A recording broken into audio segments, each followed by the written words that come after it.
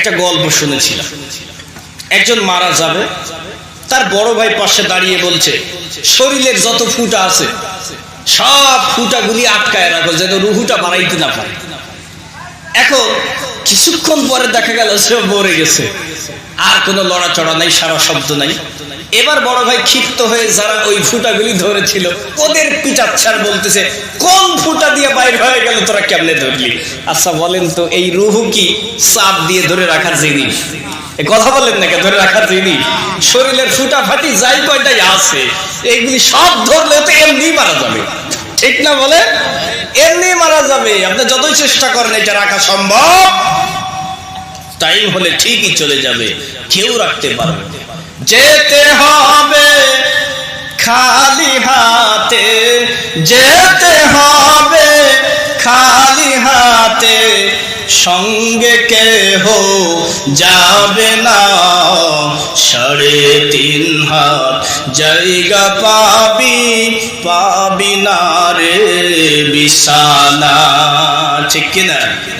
আজকে তুমি যাদের লাগি এতই পাগল পারা, যেতে হবে একা একা, কেউ যাবে না তারা।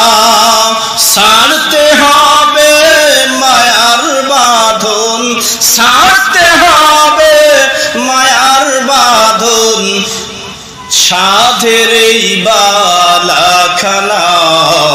3.5 হাত জায়গা পাবি, পাবি না রে বিছানা। এই পৃথিবী আমাদের স্থায়ী নয়, যাওয়াই লাগবে, যেতেই হবে। আল্লাহ ডেকে বলছেন, ইমানদারদের গল্প শোনো। কি অপরাধের কারণে ইমানদারদেরকে পুড়িয়ে মারা হয়েছিল বান্দা? আল্লাহ রাব্বুল আলামিন ডেকে বলছেন, এবার এই বাদশাহ বলছে, ঠিক আছে, একজন যুবক দিয়া দিলাম, তরুতাজা একজন যুবক দিয়া দিল। যুবকের কাজ হলো ওই জাদুকরের কাছে গিয়া জাদু শিক্ষা করা। নিয়মিত ডেইলি যাতায়াত করে। হঠাৎ করে একদিন রাস্তার মাঝে একজন পাদ্রী পণ্ডিতের সঙ্গে, ঈসা ধর্মাবলম্বী একজন পণ্ডিত আলেমের সঙ্গে দেখা হলো। এই আলেমের কাছে বসে, আবার জাদুকরের কাছে যায়, জাদু শিখে। এবার হঠাৎ করে ওই আলেমের কথা শোনার পরে আস্তে আস্তে করে শোনে, আর ভেতরে ভালো লাগে। কারণ ইসলাম এমন একটা ধর্ম, যেই ধর্মের কথা শুনলেই মনে প্রশান্তি জাগে। জোরে জোরে কোন সুবহানাল্লাহ। একটা করে কথা শুনে আর ভালো লাগে। এক পর্যায়ে ওই বালকটি, যুবকটি এই ঈসা ধর্মের আলেমকে ডেকে বললে, মহামান্য, আপনার কথাগুলি আমার শুনতে ভালো লাগে, আবার জাদুও শিখা বাধ্য, শিখতে হয়। বলেন তো দেখি আমি এখন কি করব? এই আলেম বলে, তুমি আমার কাছেও বসবা, জাদুও শিখতে যাবা। তার ক্রমাগত কাজ ধারাবাহিক চলতেই থাকে। এবার কিছুদিন পরে হঠাৎ করে, সংক্ষিপ্ত করে টানছি ভাই, রাস্তার মধ্যে একটা হিংস্র প্রাণী রাস্তা ব্যারিকেড দিয়ে আটকায় রাখছে, মানুষজন চলাচলের অসুবিধা করে রেখেছে।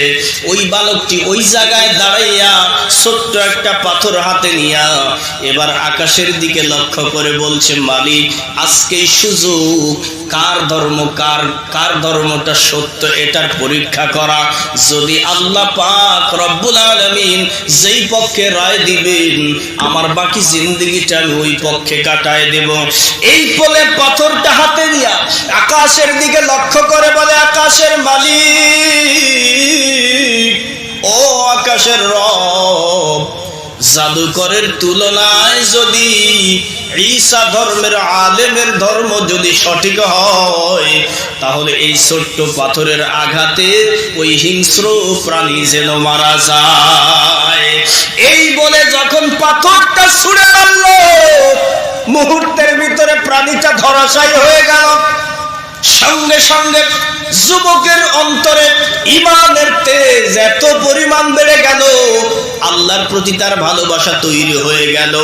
ঘটনাটা এই যুবক পরের দিন ওই ঈসা ধর্মের পণ্ডিতের কাছে ব্যক্ত করলো, ডেকে বলল, মহামান্য, আমার তো রাস্তায় এই ঘটনা ঘটেছে।